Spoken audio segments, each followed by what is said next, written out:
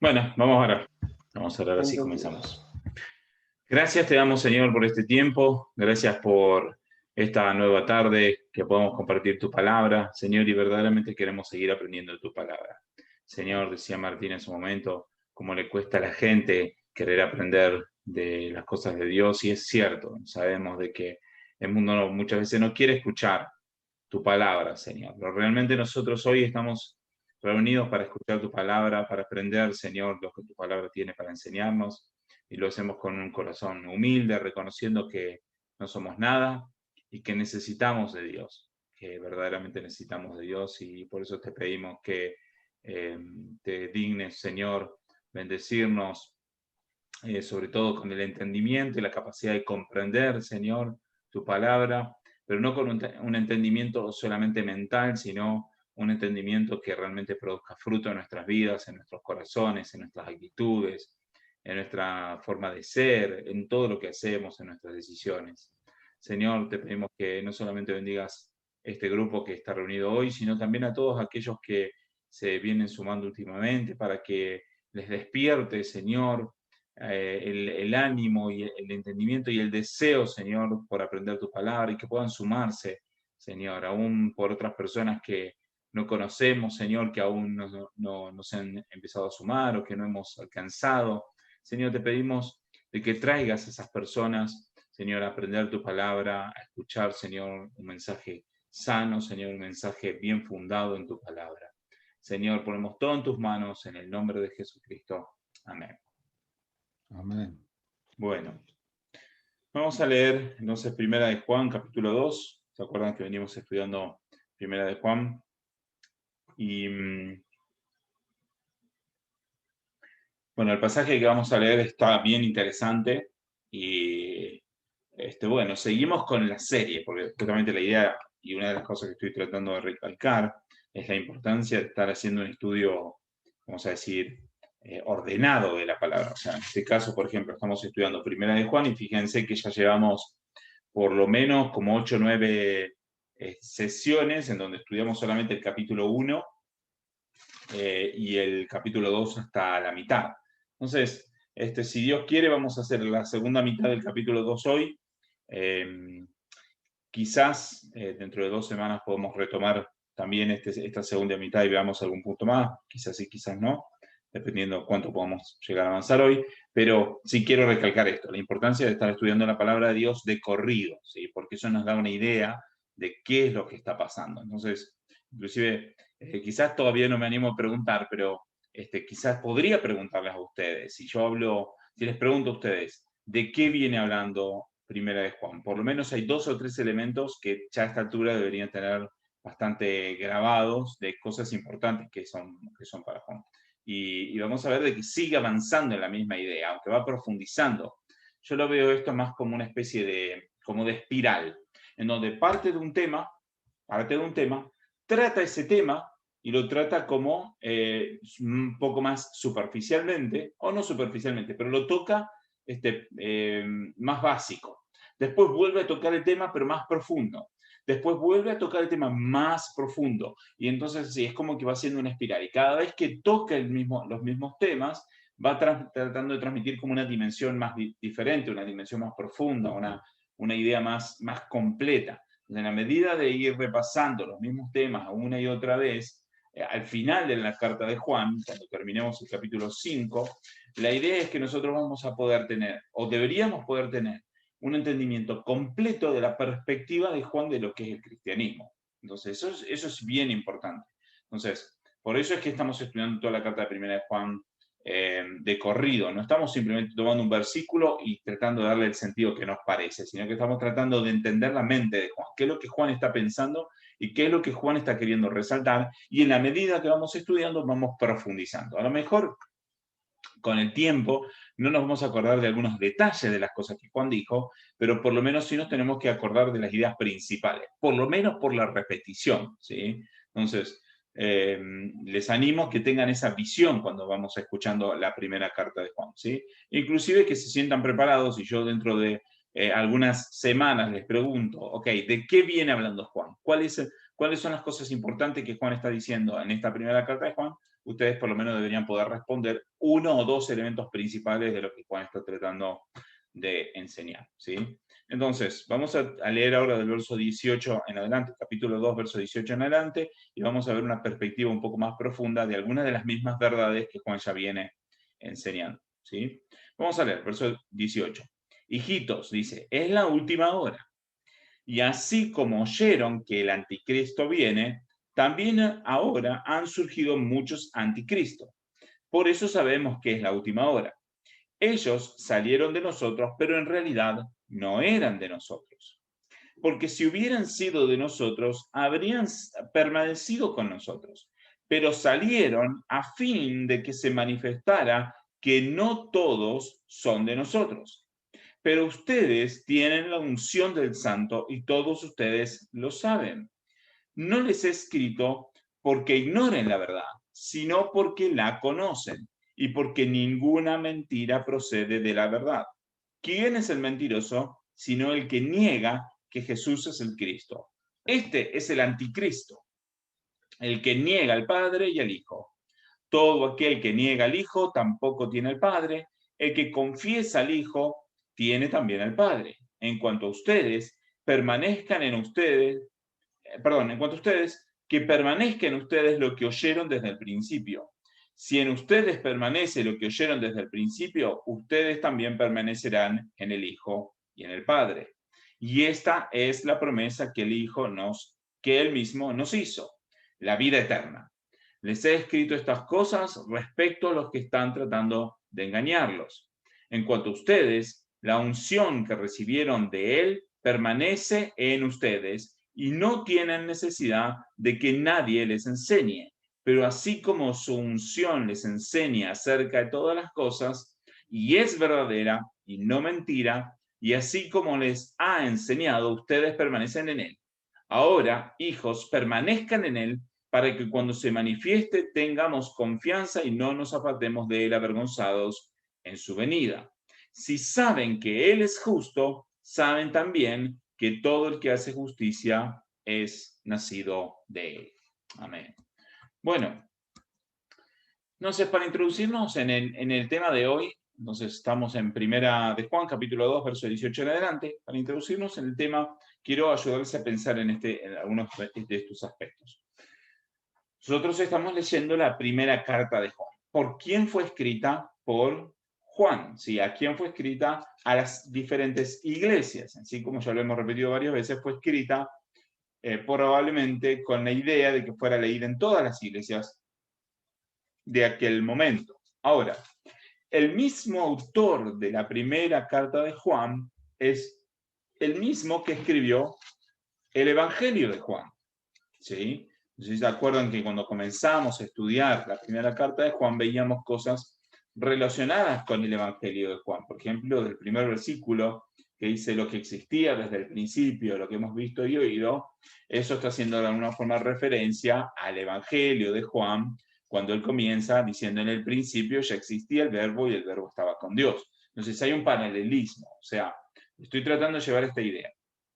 Es el mismo autor que si bien escribe de cosas diferentes, hace paralelismos, habla de algunas cosas similares o hace referencias, porque es la misma persona, ¿sí? Es lo mismo que si yo les quiero hablar de 2 o 3 temas relacionados, de alguna forma u otra voy a hacer relaciones entre los diferentes temas, porque soy yo el que estoy hablando y todo está junto en mi cabeza. Entonces, en la medida que voy hablando, estoy haciendo referencia a las diferentes cosas relacionadas. Entonces, Juan, lo mismo pasa en esto. Juan, cuando él escribe, él está escribiendo y como tiene un mismo corazón, es la misma persona, tiene las mismas opiniones, está hablando de cosas que están relacionadas. Entonces, están relacionadas la carta de Juan, el Evangelio de Juan con la primera carta de Juan. Ahora, acá vemos otros aspectos importantes relacionados con otra carta que escribe Juan. Si vemos desde el versículo 18, él dice, hijitos, es la última hora, y así como oyeron que el anticristo viene, también han surgido muchos anticristos. ¿Por qué hace esta mención Juan? O mejor dicho, más que por qué hace esta mención, lo que quiero resaltar es que el que escribe la primera carta de Juan es la misma persona que escribe el Apocalipsis, ¿sí? El Apocalipsis tiene muchos contenidos que tienen que ver con el futuro y de qué es lo que va a pasar con el mundo en el futuro, ¿sí? Entonces, uno de los temas importantes en el Apocalipsis tiene que ver con el anticristo, por ejemplo, y con la segunda venida de Cristo.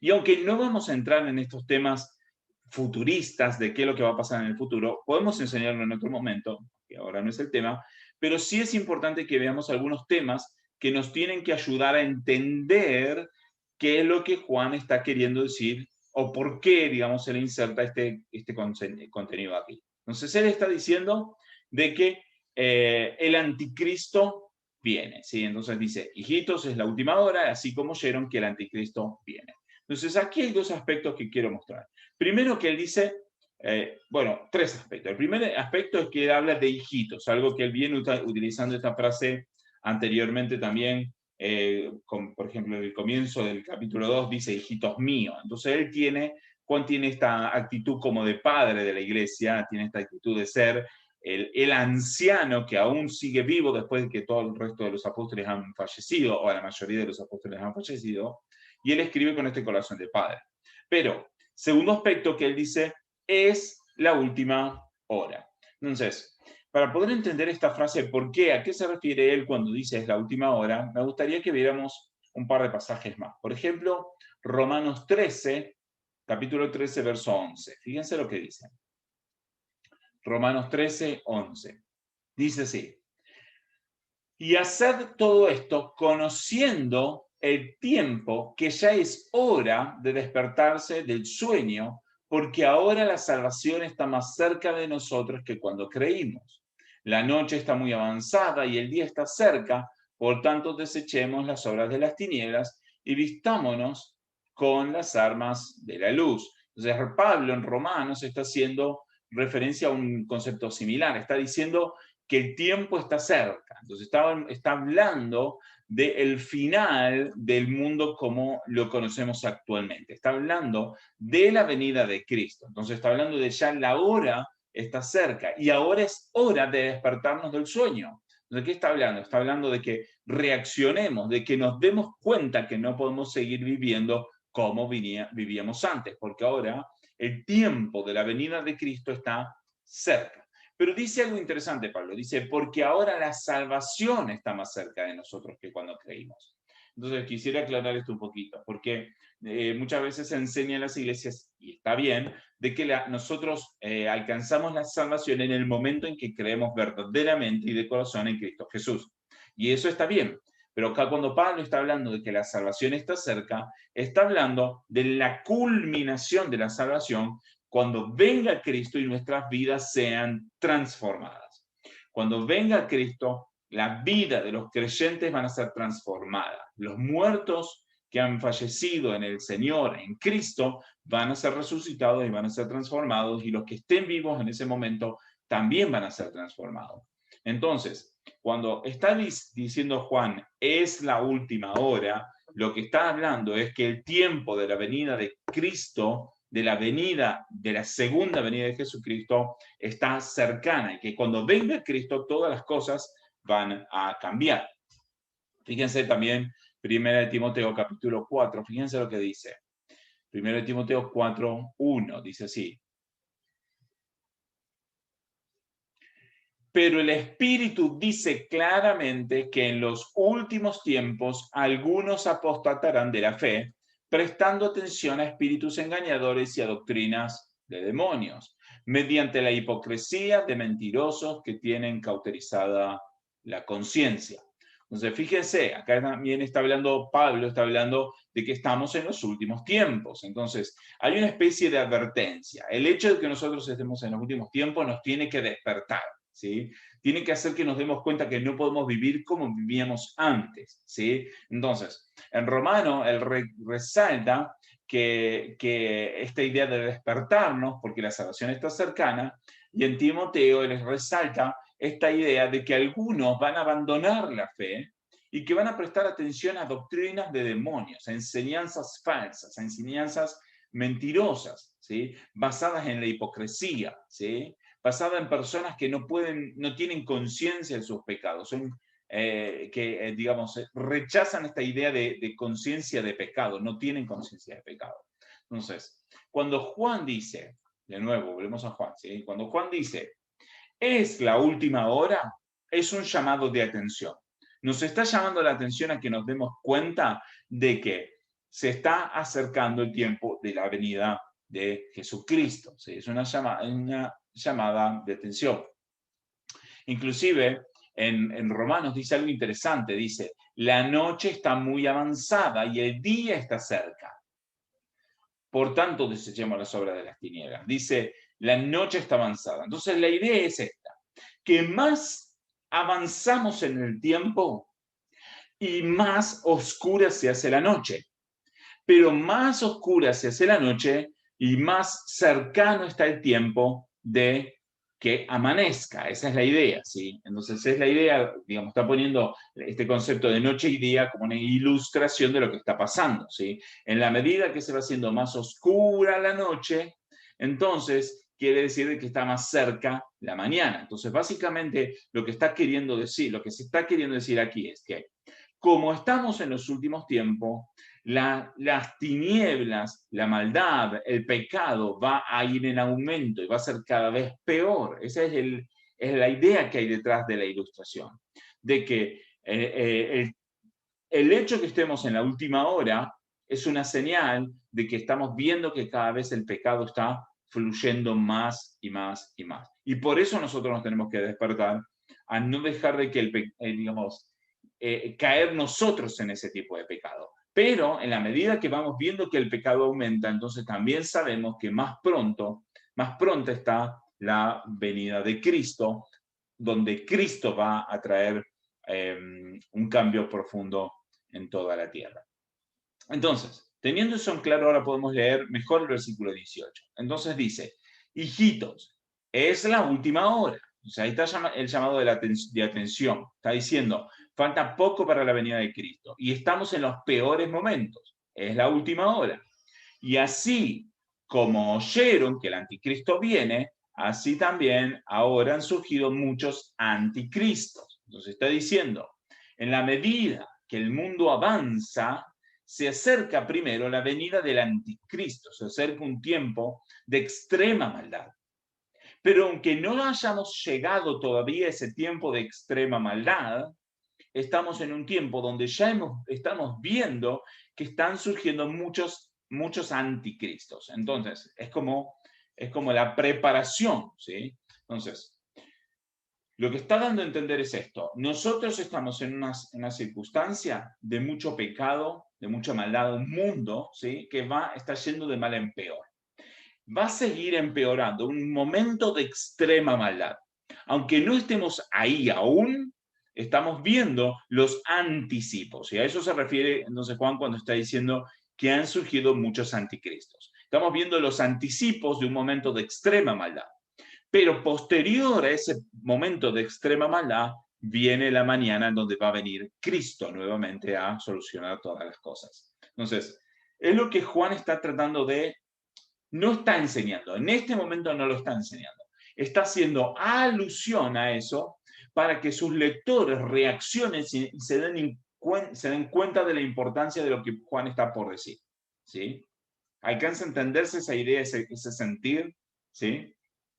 Buenísimo. Entonces, después continúa con esta idea de decir, han surgido muchos anticristos. Y ahora quiero recalcar esta idea, de que cuando él habla de que han surgido muchos anticristos, no es una cuestión hipotética, está hablando de personas, ¿sí? Está hablando de personas, de seres humanos, ¿sí? Y esta idea de que hay muchos anticristos es la idea de que hay muchos que se están oponiendo al mensaje de Cristo y esto a nosotros nos da la idea o la confirmación de que el tiempo se acerca, el tiempo del fin se acerca.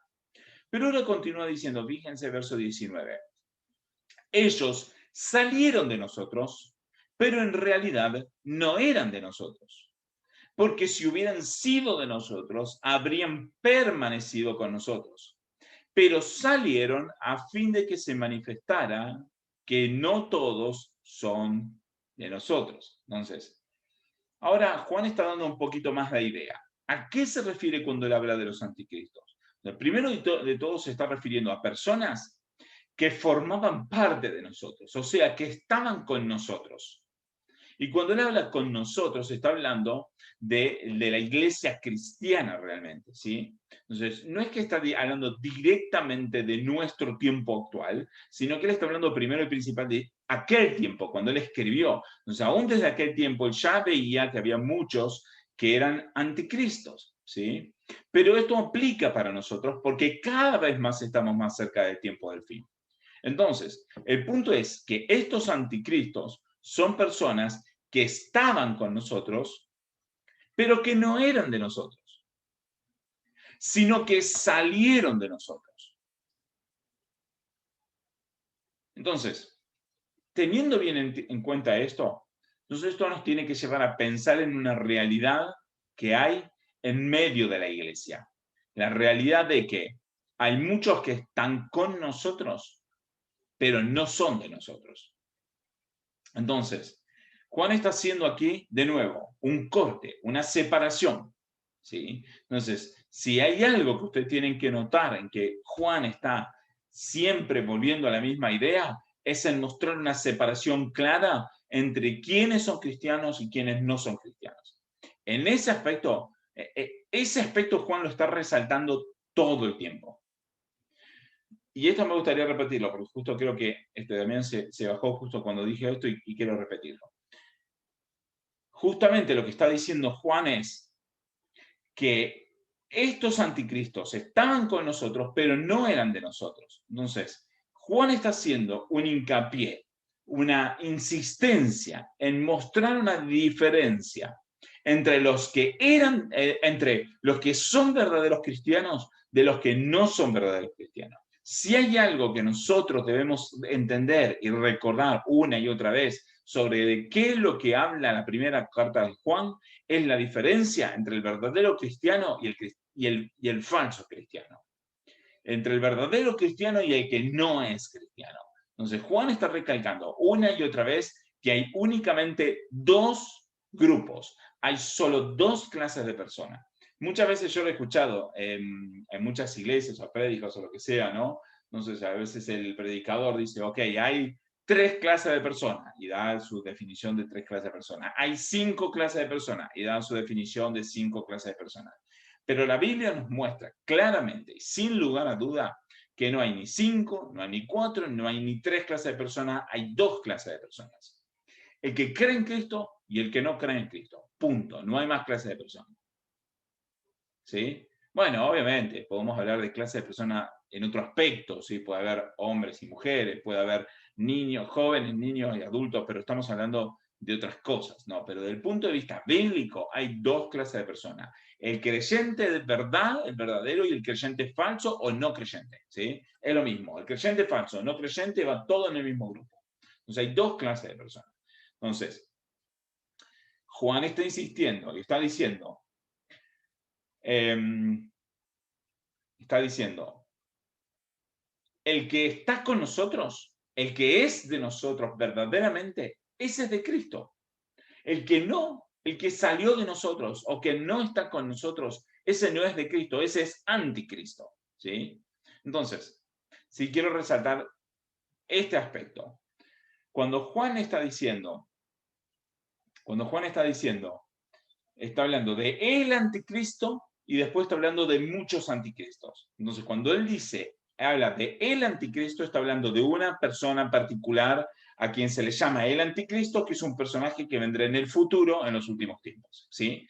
Pero cuando Juan está hablando de muchos anticristos, él está hablando de una forma general para referirse en primera instancia a muchos que eran de nosotros, pero que en realidad eran falsos creyentes, sumado a muchos otros que en realidad nunca fueron creyentes, porque todo aquel que no está con Cristo no es de Cristo y por lo tanto se opone a Cristo, ¿sí? Es el mismo sentido que vemos una y otra vez en los pasajes anteriores.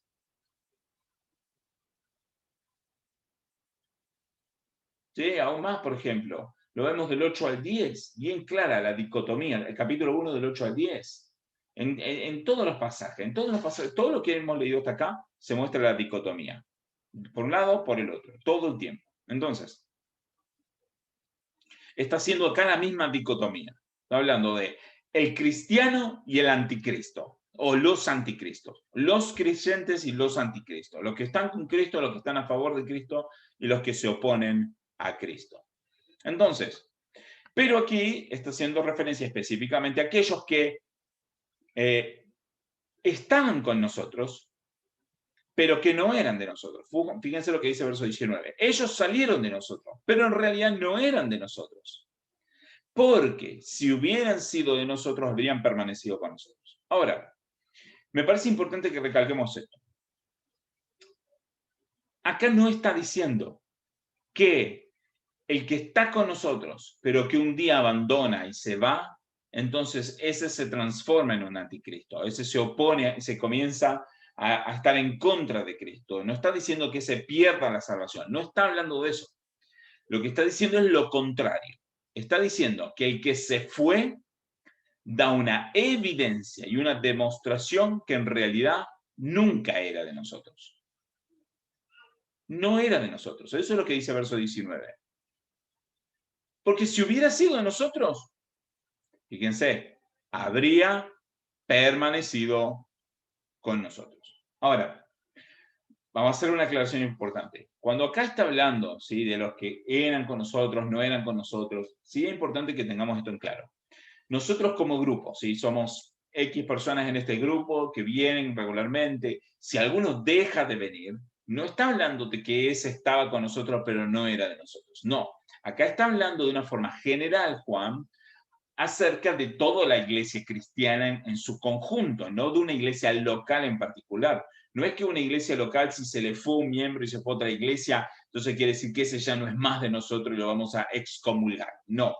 El punto de lo que está hablando acá es de aquellos que salieron de la iglesia para volver a sus pecados o para oponerse a Cristo, ¿sí? O sea, acá no está hablando de la rivalidad entre iglesias locales. Acá está hablando de aquellos que salen de la fe verdadera para oponerse directamente a Cristo, ¿sí? Pero sí hace la dicotomía, sí muestra que hay dos grupos, los que están con nosotros y los que no, y los que, mejor dicho, los que son de nosotros y están con nosotros, por lo tanto, y los que no son de nosotros, que pueden estar con nosotros por un tiempo, pero tarde o temprano terminan saliendo, ¿sí? Ahora, fíjense lo que dice después en el final del versículo 19. Dice que salieron a fin de que se manifestara que no todos son de nosotros. Entonces, ahí recalco este punto, de decir, cuando alguien sale de la iglesia, se opone luego a Cristo y rechaza a Cristo, están manifestando que no todos los que estamos en la iglesia somos verdaderamente cristianos. Entonces, creo que esto es algo que todo pastor debe tener bien en claro. Un pastor se levanta y predica en su congregación y tiene 10, 20, 50, 100, 200, 500 personas a las que está predicando. Y es muy probable que en ese grupo de personas tengan muchas personas que no son verdaderos cristianos, que están ahí, que van a vivir como cristianos toda su vida, pero realmente no lo son. Porque el verdadero cristiano es el que tiene una convicción real de Cristo y su vida actúa en consecuencia de esa convicción real. Si no hay una convicción real, su vida no va a actuar en consecuencia de esa convicción real. Ir a la iglesia no es suficiente para mostrar una convicción real. La convicción real de que Cristo es verdadero es un deseo de dejar el pecado, de luchar en contra del pecado, un deseo de servir a Dios, un deseo de agradar a Dios, un deseo de cambiar, de crecer, de ser transformado por Dios. Es un deseo sincero, que puede tener altibajos, que puede tener luchas, que puede tener dificultades, pero sigue constantemente buscando de crecer en las cosas de Dios. Pero entonces se resalta este aspecto que si hubiera sido de nosotros, hubieran permanecido. O sea que el cristiano verdadero permanece. El cristiano verdadero permanece en las cosas del Señor, permanece buscando agradar a Dios. Puede tener una lucha un tiempo, pero vuelve Vuelve y vuelve y vuelve. ¿Por qué? Porque no puede vivir sin Dios. No puede, lo consume su vida. El cristiano verdadero no se soporta si no está buscando a Dios. No se tolera a sí mismo. El cristiano verdadero, aún en su época de pecado, detesta el pecado en el que está viviendo. Lo rechaza con todo su corazón, aunque sigue pecando y le cuesta luchar en contra de ese pecado, pero lo detesta. ¿Por qué? Porque entiende y conoce verdaderamente a Dios, y esa convicción que tiene de la veracidad de Dios no le deja pecar a gusto. Entonces, está recalcando este punto, Juan. Y entonces está diciendo, aquel que mostró que estuvo en la iglesia toda su vida, sirvió, hizo esto, predicó lo que quiera, y después se va y rechaza a Dios con todo su corazón, demuestra que en realidad nunca era de nosotros. Pero aquel que se va y es un verdadero creyente, tarde o temprano no tiene que volver, porque no puede vivir de otra forma. No puede vivir de otra forma, tiene que volver. No necesariamente a la iglesia local, tiene que volver a arrepentirse delante de Dios. Hay un deseo que lo lleva a volverse a arrepentir de Dios. Entonces, los que no son verdaderos cristianos, tarde o temprano, no permanecen. Los que son verdaderamente cristianos, permanecen y se manifiesta. Y esto es una manifestación que no todos los que están con nosotros, no todos los que están con nosotros son verdaderamente cristianos. Entonces, dice verso 20, ¿cómo venimos hasta acá? ¿Venimos bien? Bien. Verso 20, fíjense lo que dice. Pero ustedes tienen la unción del Santo y todos ustedes lo saben. No les he escrito porque ignoren la verdad, sino porque la conocen y porque ninguna mentira procede de la verdad. ¿Quién es el mentiroso sino el que niega que Jesús es el Cristo? Este es el anticristo, el que niega al Padre y al Hijo. Todo aquel que niega al Hijo tampoco tiene al Padre. El que confiesa al Hijo tiene al Padre. Entonces, fíjense esto. Primer principal dice que Juan les está escribiendo esto a las iglesias. Les escribe esto a las iglesias porque Juan sabe que las iglesias entienden y conocen que el mensaje de Cristo es verdadero. Entonces él dice, yo les escribo esto a ustedes porque ustedes lo saben. Juan no les está diciendo algo nuevo. Juan les está recalcando algo que ellos ya saben y le está diciendo, yo les estoy hablando a ustedes porque creo que ustedes son verdaderos cristianos y le estoy diciendo a ustedes para que ustedes reconozcan que están en la verdad y que aquellos que se apartaron de la verdad son los mentirosos. Porque fíjense lo que dice verso 21. No les he escrito porque ignoren la verdad, sino porque la conocen y porque ninguna mentira procede de la verdad. Entonces, mi punto sería este. No es que, por ejemplo, vamos a suponer este caso de este grupo que está aquí reunido. No es que yo les dijera a ustedes, ustedes no conocen esto que yo les estoy enseñando. A lo mejor no lo conocen. Yo estoy enseñando este pasaje de las Escrituras que ustedes no, a lo mejor no conocían y están aprendiendo acerca de este pasaje. Y está perfecto. Pero si ustedes son verdaderos cristianos, aunque ustedes no conozcan este pasaje, hay una convicción en el corazón de ustedes de que verdaderamente Jesús es el Cristo, y ustedes saben eso y tienen esa convicción en ustedes. Entonces, Juan eso es lo que les está diciendo. No les está diciendo puntualmente de que ellos sepan toda la doctrina a sus oyentes. Lo que les está diciendo es que si ustedes son verdaderos cristianos, ustedes tienen el Espíritu Santo y tienen una convicción de que Cristo es la verdad. Eso es lo que les está diciendo. Entonces, dice, no les escribo porque ustedes desconozcan la verdad. Al contrario, como ustedes están en Cristo, ustedes conocen la verdad. Y ninguna mentira procede de la verdad. O sea, si ustedes están en Cristo, no hay mentira en ustedes.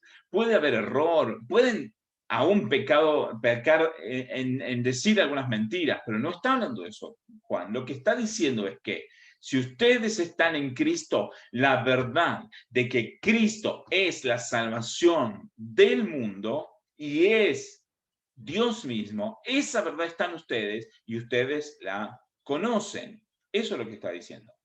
Y entonces continúa diciendo, ¿quién es el mentiroso sino el que niega que Jesús es el Cristo? Este es el anticristo. Entonces, de nuevo, ¿quién es un anticristo? Es todo aquel que niega que Jesús es el Mesías, que Jesús es el Salvador. Todo aquel que niega que Jesús ha venido del Padre. ¿Sí? Eso es lo que está diciendo. Ese, el que niega que Jesucristo es Dios mismo, hecho hombre, para que vino a morir y a resucitar como Salvador de nuestros pecados, el que niega eso, ese es un anticristo. Entonces acá vemos la dicotomía, acá vemos el blanco contra el negro, acá vemos que hay dos grupos, que hay dos equipos y nada más. Aquel que cree en Cristo y tiene la verdad, y aquel que niega a Cristo y está en la mentira. Acá lo vemos bien claro, ¿sí? Entonces, a este grupo que está en la mentira, Juan les está diciendo que son anticristos. Entonces, de nuevo, el punto es este. Todos aquellos que rechazan a Cristo son anticristos en sí mismos. Aunque en el futuro vendrá un anticristo en particular que tendrá determinadas características, ¿sí? Como para analizar en otro momento, ¿sí? Entonces, todo el que niega al Hijo tampoco tiene al Padre, y el que confiesa al Hijo también tiene al Padre. Acá vemos claramente esto. No hay capacidad de conocer a Dios si no es por medio de Cristo. No hay. Por más que cualquiera diga lo que diga, no hay posibilidad de conocer a Dios si no es por medio de Cristo. Porque el que niega al Hijo, verso 23, tampoco tiene al Padre. Y el que confiesa al Hijo, o sea, el que reconoce a Jesucristo, entonces también tiene el Padre. En cuanto a ustedes, verso 24, en cuanto a ustedes, que permanezca en ustedes lo que oyeron desde el principio. Entonces ahora Juan cambia la perspectiva. Primero está dándole una descripción a su gente para que su gente entienda. ¿Sí? Primero hizo una descripción. Entonces en la descripción que dijo, es la última hora, viene el anticristo, pero hay muchos anticristos. Estos anticristos son los que rechazan a Cristo, son los que vienen a enseñar mentiras, son los que estaban con nosotros pero se han apartado de nosotros. Estos son los anticristos, ¿sí? Entonces después dice, sigue haciendo su descripción y está diciendo, además de esos anticristos, están los que son cristianos verdaderos, que son los que reconocen a Jesucristo, son los que tienen la unción del Santo, o sea, los que tienen al Espíritu Santo y que conocen la verdad. Se está mostrando los dos grupos.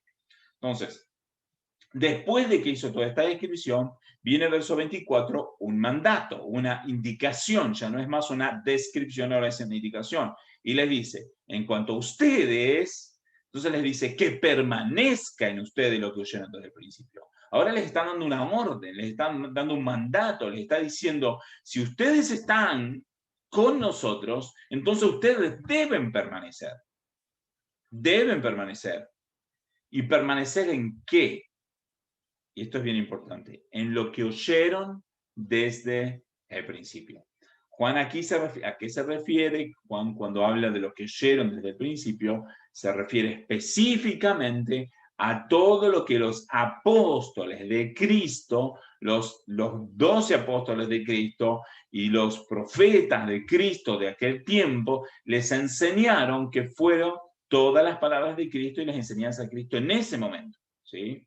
Entonces, no es que nosotros tenemos que permanecer en lo que oímos nosotros desde el principio, porque algunos de nosotros lo que oímos desde el principio fueron doctrinas cerradas, ¿sí? Entonces, yo cuando me convertí escuché en muchas enseñanzas que eran doctrinas cerradas. Entonces, Juan no me está diciendo a mí que permanezcan las doctrinas cerradas que aprendí cuando yo me convertí. Lo que nos está diciendo es que nosotros debemos permanecer en la doctrina de los apóstoles como fue enseñada en el momento en que fue escrito el Nuevo Testamento. Entonces, Ahí lo que está diciendo Juan es, si ustedes son verdaderos cristianos, tienen que permanecer en la verdad. ¿En cuál verdad? En la verdad que se predicó desde el principio de la iglesia. ¿Cuál es la verdad que se predicó desde el principio de la iglesia? Todo lo que está puesto en las páginas de las Escrituras, en el Nuevo Testamento específicamente. Entonces, si ustedes son verdaderos cristianos, por un lado van a permanecer, porque Dios los va a hacer permanecer, pero por otro lado tenemos la obligación, nosotros tenemos la obligación de permanecer. ¿Permanecer en qué? En la enseñanza bíblica, ¿sí? En eso que fue oído desde el principio, la enseñanza bíblica. Si en ustedes permanece lo que oyeron desde el principio, ustedes también permanecerán en el Hijo y en el Padre. Entonces, si ustedes permanecen en la doctrina de la Biblia, entonces permanecen en Cristo y en Dios Padre. Entonces, por contraposición se entiende de que si no permanecen en la doctrina bíblica, entonces no permanecen en Cristo. Y si no permanecen en Cristo, no permanecen en el Padre. O sea, no tienen a Dios. Y si no tienen a Dios, son anticristos. Y si son anticristos, serán juzgados, podríamos agregar.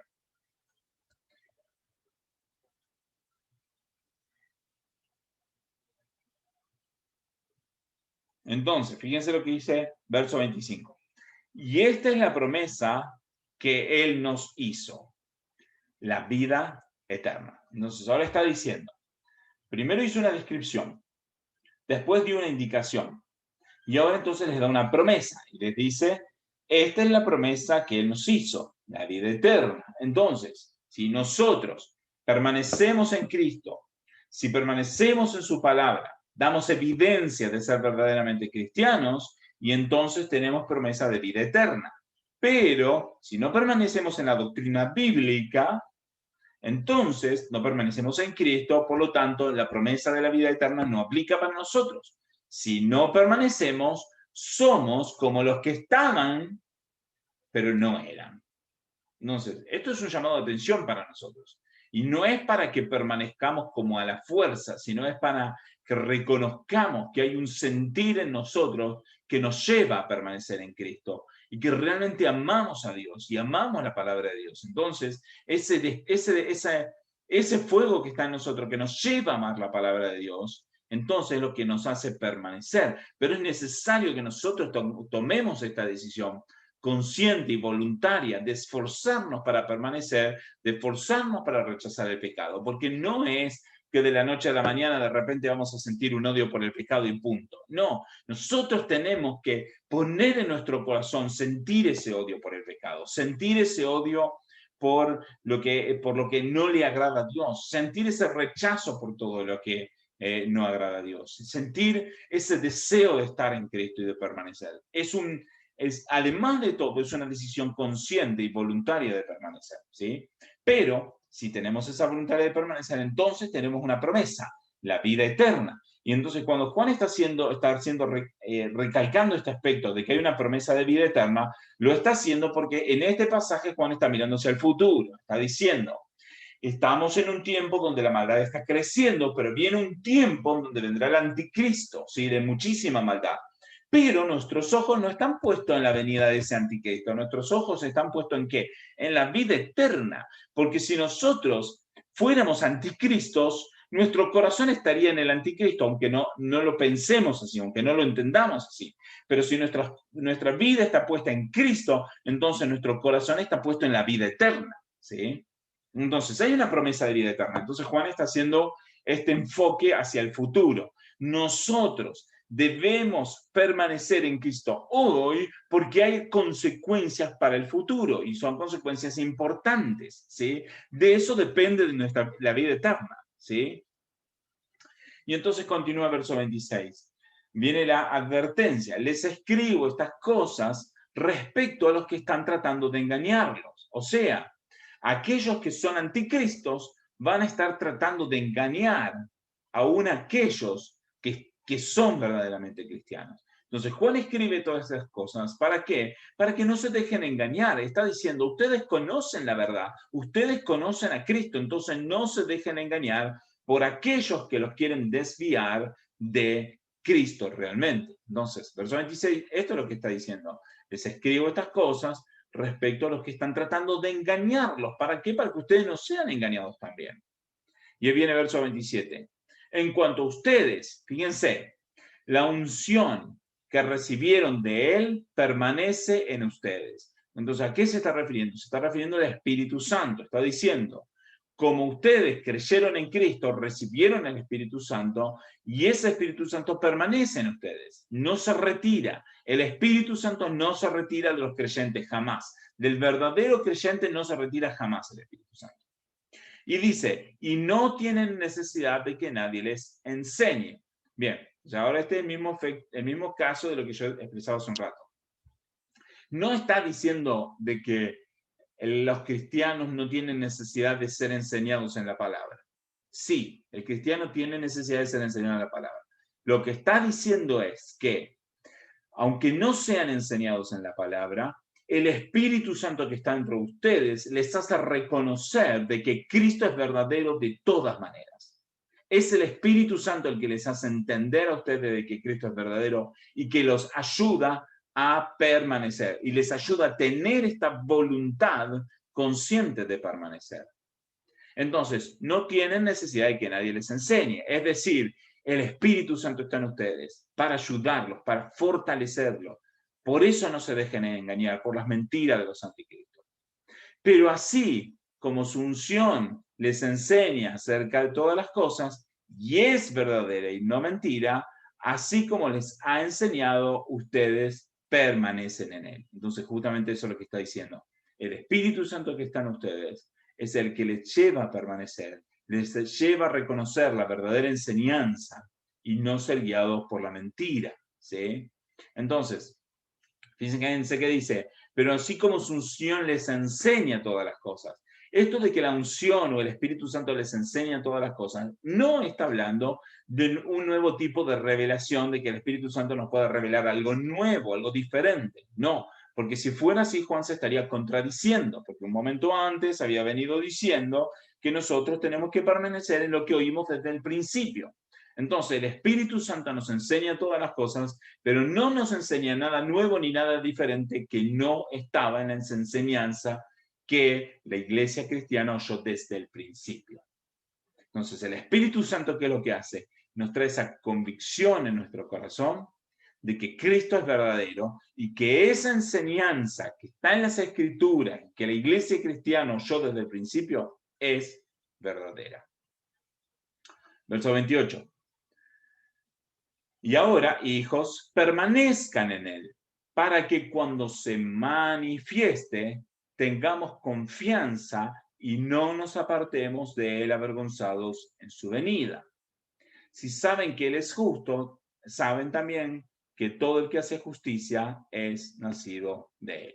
Bien, entonces, como para cerrar, ¿cuál es el punto? El punto es este, que nosotros permanecemos. ¿Por qué?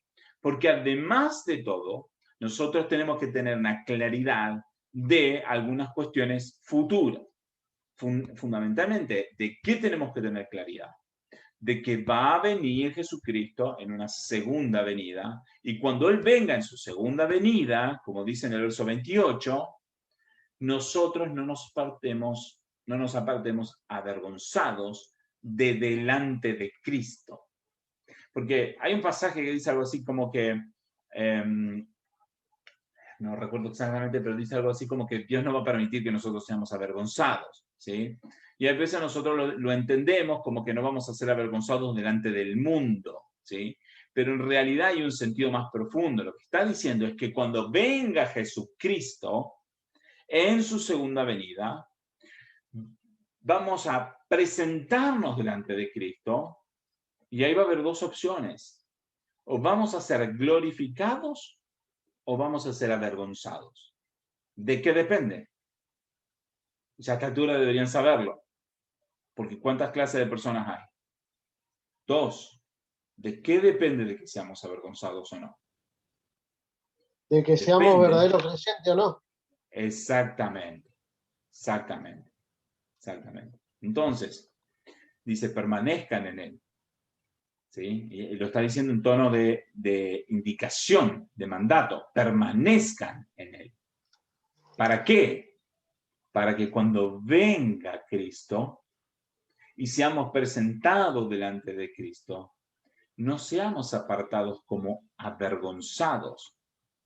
Váyanse de acá. Como dice Jesús en algún momento, o los que se presentaron delante de él y decían, en tu nombre echamos fuera demonios, en tu nombre hicimos esto, en tu nombre hicimos lo otro. Entonces Juan dijo, apártense de mí, hacedores de maldad. ¿Esos cómo se apartaron? Avergonzados. Pero los otros, los que dice, Jesús les dijo, porque cuando me vieron con sed me dieron agua, cuando me vieron, ¿sí?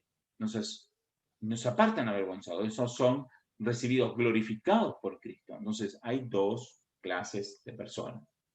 Están los que creen en Cristo verdaderamente y los que no creen en Cristo verdaderamente. El que cree verdaderamente en Cristo permanece, lucha contra el pecado, lucha en contra de la mentira, lucha a favor del crecimiento, trata de glorificar a Dios, hace todo lo posible porque ama a Dios, porque lo lleva en su sangre, porque su vida ha sido transformada. Aunque sus luchas sean tan grandes y tan fuertes que a veces ni siquiera él mismo se reconozca cristiano. Porque a veces pasa esto, a veces nuestras emociones nos engañan, a veces nuestras emociones nos hacen sentir de que no somos realmente cristianos. ¿Por qué? Porque pecamos y entonces después, uy, yo estoy con estos pecados, entonces debo ser un hipócrita terrible. ¿Y cómo estoy pecando en esto? Y tenemos eso en nuestra cabeza, estoy pecando terrible este pecado, debo ser un hipócrita terrible. Y estoy cargado ahí porque estoy pecando. Pero a veces, ese mismo sentir, esas cargas, esa bronca, porque estoy pecando y parezco un hipócrita, es lo que me demuestra de que verdaderamente estoy odiando el pecado y que estoy necesitando de que Dios me ayude a vencer mi pecado. Y acá no está el punto en el engaño de nuestras emociones. El punto está en que realmente somos o no somos cristianos. Realmente, a fin de cuentas, detestamos cuando pecamos o no. Realmente amamos a Dios o es toda una farsa que no nos interesa en lo más mínimo, ¿sí? Entonces está diciendo, el cristiano verdadero permanece y cuando venga Cristo, entonces no vamos a ser avergonzados, porque va a venir el anticristo, porque este es el punto, si va a venir el anticristo y va a engañar a muchos. Pero cuando venga Cristo, todas las cosas van a ser reveladas. Y ahí vamos a ver si nosotros vamos a poder ir con confianza delante de Cristo o si vamos a ir y vamos a ser avergonzados. El punto es este. Cuando nosotros en nuestra vida vamos venciendo al pecado, vamos cambiando, vamos creciendo, vamos amando más a Dios, vamos buscando más a Dios de corazón. Entonces eso nos da más confianza, como dice en el verso 28, dice, permanezcan en Él. Permanezcan en Él, para que cuando se manifieste tengamos confianza. O sea, a veces esta idea de ir venciendo poco a poco el pecado e ir permaneciendo, que pasa el tiempo, pasan las luchas, vienen los ataques y todos, y a pesar de todo nosotros permanecemos en Cristo, eso nos va dando confianza de que verdaderamente nuestras vidas sí han sido transformadas porque vamos viendo el crecimiento en nosotros, ¿sí? Entonces yo les animo a eso, a que luchen con todo su corazón en contra del pecado y que permanezcan en la verdad y que no se dejen engañar por aquellos falsos que nos quieren desviar de la verdad de Cristo. Y en la medida que nosotros vamos creciendo en la verdad, entonces vamos ganando confianza y seguridad de que cuando estemos delante de la presencia de Dios, ¿saben cómo vamos a ir delante de la presencia de Dios? Yo le voy a mostrar cómo vamos a ir delante de la presencia de Dios. Vamos a ir así delante de la presencia de Dios, con nuestra cabeza agacha, porque vamos a reconocer nuestro pecado. Vamos a ir así delante de la presencia de Dios, pero Cristo va a decir, vení, no sos avergonzado, podés estar con confianza delante mío, porque verdaderamente creíste en mí, permaneciste y luchaste, aún con todas tus debilidades, pero luchaste y has mostrado que verdaderamente estás en este grupo y no en el otro. Bueno, hasta aquí, hermanos. Sí, no sé si hay alguna pregunta, algún comentario. Entonces, en libertad para hacer. Si no, vamos a pasar para orar. No, pregunta, o sí, puede ser una pregunta. Por ejemplo, porque a mí me ha pasado. estamos hablando de aborrecer el pecado personal, ¿no es cierto?, que nosotros cometemos. Pero, por ejemplo, porque yo lo he equivado, por ejemplo, a la persona que es adicta o que es ebria, en vez de llevarle una palabra, o ayudarlo o hablarlo, lo esquivaba. Entonces, porque lo sentía así, aborrecía el pecado, pero también dejaba de lado a la persona. Eso es aborrecer también a la persona, porque vos la estás olvidando o la desvía para no tener conflicto o lo que fuere, pero le está dejando de lado todo junto, el pecado y a la persona en ayudarla, ¿no? Que yo lo he esquivado muchas veces. Sí, bueno, podríamos ilustrarlo un poquito más. Vamos a poner una comparación, ¿sí? Me invitan unos amigos, vamos a dar una vuelta, vamos a, no sé, a tomar un café y vamos a hablar y vamos todos a tomar un café con los amigos y cuando estamos ahí todos empiezan a tomar y a tomar y a tomar y empiezan con la joda y el chiste y las cosas desubicadas y todo lo demás. Yo puedo decir en mi corazón, los amo a ellos, pero empiezo a detestar lo que está pasando, porque ellos no tienen ningún tipo de conciencia y están todos contentos con el pecado que están haciendo, ¿sí? Entonces, eso es una cosa, entonces ahí me tengo que dar cuenta de que yo tengo que rechazar esa situación, porque es una situación donde está envuelta el pecado por las cosas que se están diciendo, por las cosas que se están haciendo, etcétera, ¿sí? Entonces, eso es un caso. Muy diferente el caso del otro que está borracho, como vos lo estás presentando, ¿sí? Y que de alguna forma está necesitando que alguien tenga misericordia de él o de ella, ¿no? Y que realmente le dé una palabra de reflexión, ¿sí? De que busque a Cristo. De ahí aplica muy bien lo que vos decís. Yo tengo que rechazar el pecado, pero no rechazo a la persona, porque si yo estoy rechazando a la persona y no le voy a predicar, lo que estoy haciendo es pecar también, ¿sí? Está excelente lo que vos dijiste. Rechazar el pecado implica también rechazar ese desprecio por los demás, ¿sí? Pero por eso te puse la otra comparación con respecto a la otra, la salida, van todos ahí, a nadie le importa nada y están pecando libremente, ¿sí? Porque ahí no hay ni siquiera una conciencia, ¿viste? ¿Me explico? Entonces, en ese caso, ¿Sí? uno lo mejor que puede hacer es huir de ahí, apartarse de ahí, porque no hay conciencia, no hay voluntad, ¿sí? Diferente al caso del otro que está el borracho que está tratando de luchar contra el alcohol y no puede salir, ¿sí? Entonces, es como que las situaciones son bien diferentes. De todas maneras, nosotros nunca rechazamos a la persona, rechazamos el pecado de la persona. Rechazamos sobre todo el pecado organizado, ¿sí? Y aún el pecado libre y sin conciencia. Nosotros rechazamos el pecado. No solo el nuestro pecado, sino también el pecado de la sociedad. ¿Sí? Cuando la sociedad se inclina hacia el pecado, aprueba el aborto, por ejemplo, nosotros rechazamos el pecado que hay detrás de eso y rechazamos todo el pecado que hay detrás de eso. Eso no quiere decir que vamos a odiar a la persona, pero si una persona es un promotor del aborto, por ejemplo, aunque no odiamos a la persona, tenemos una claridad de que promueve el pecado y nosotros estamos en contra de la promoción del pecado, ¿sí? Entonces, de nuevo, no odiamos a la persona, pero entendemos claramente que lo que representa esa persona representa una lucha a favor del pecado en la cual nosotros estamos bien en contra. Entonces, como que hay diferentes niveles y hay diferentes situaciones y en cada situación se aplica de una forma diferente, ¿sí? Porque un ejemplo como ese, vamos a decir, si alguien está promoviendo el pecado tan abiertamente, nosotros vamos a estar en contra de la persona. Si no estemos en contra de, o no odiemos a la persona, pero estamos en contra de todo lo que la persona está representando en ese momento en que está promocionando el pecado, ¿sí?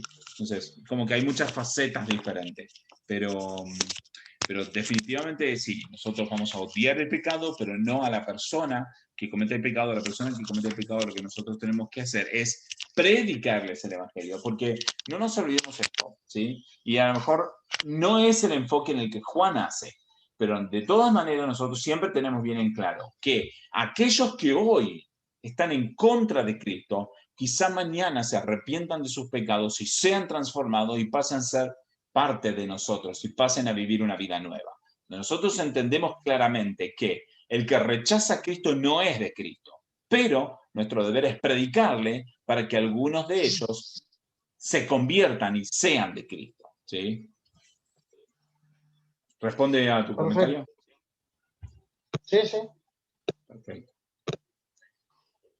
Buenísimo. ¿Algún comentario más? ¿Alguna otra pregunta?